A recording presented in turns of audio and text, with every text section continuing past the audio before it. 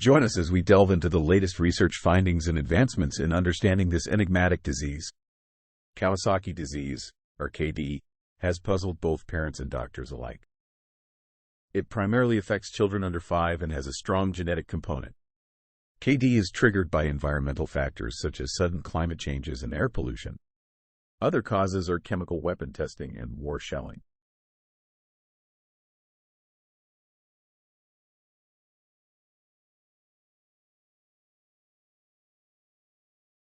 Genetic predisposition combined with exposure to these triggers can lead to an inflammatory response. KD presents with a variety of symptoms, including high fever of 102.0 degrees Fahrenheit to 104.0 degrees Fahrenheit, 38.8 degrees Celsius to 40.0 degrees Celsius, that lasts for at least 5 days.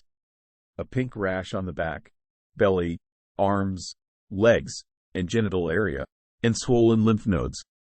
Red bloodshot eyes, cracked lips, and a swollen tongue. The hands and feet may be swollen. Prompt recognition of these symptoms is crucial for early diagnosis.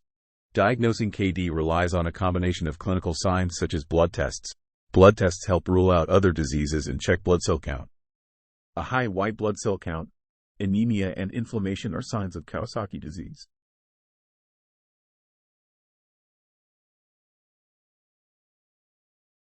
Echocardiogram. This test uses sound waves to make pictures of the heart in motion. It sees how blood flows through the heart and heart valves. An echocardiogram shows how well the heart is working. It also can help see problems with the heart arteries. An electrocardiogram can also detect KD by checking the heart's electrical activity.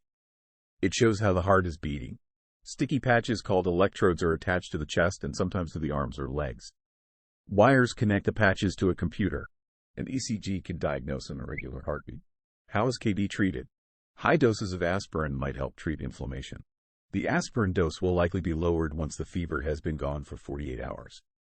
Another way is with intravenous immunoglobulin, a pooled antibody, and a biological agent used to manage various immunodeficiency states and a plethora of other conditions, including autoimmune, infectious, and inflammatory states.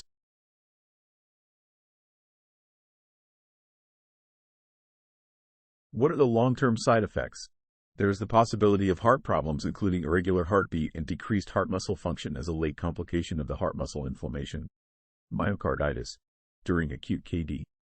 Coronary artery aneurysms are localized dilations or bulges in the coronary arteries, which are the blood vessels that supply oxygen-rich blood to the heart muscle. Risk factors.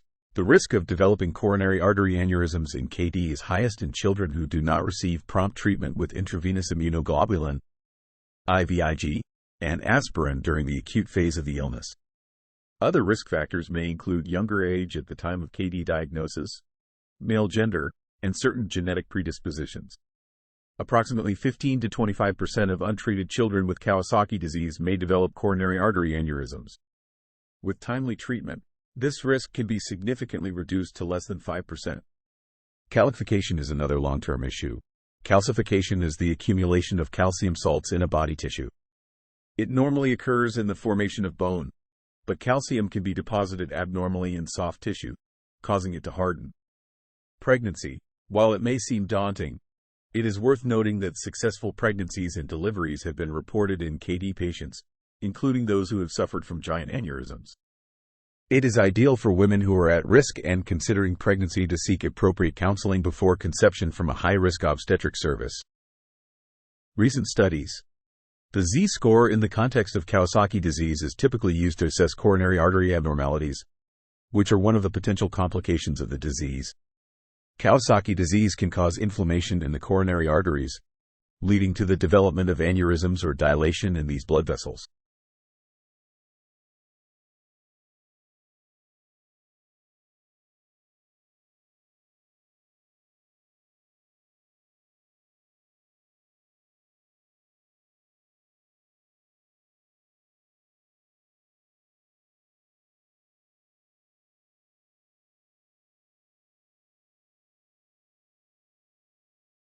Thank you for watching. Please visit our website to read the full report and consider a small donation.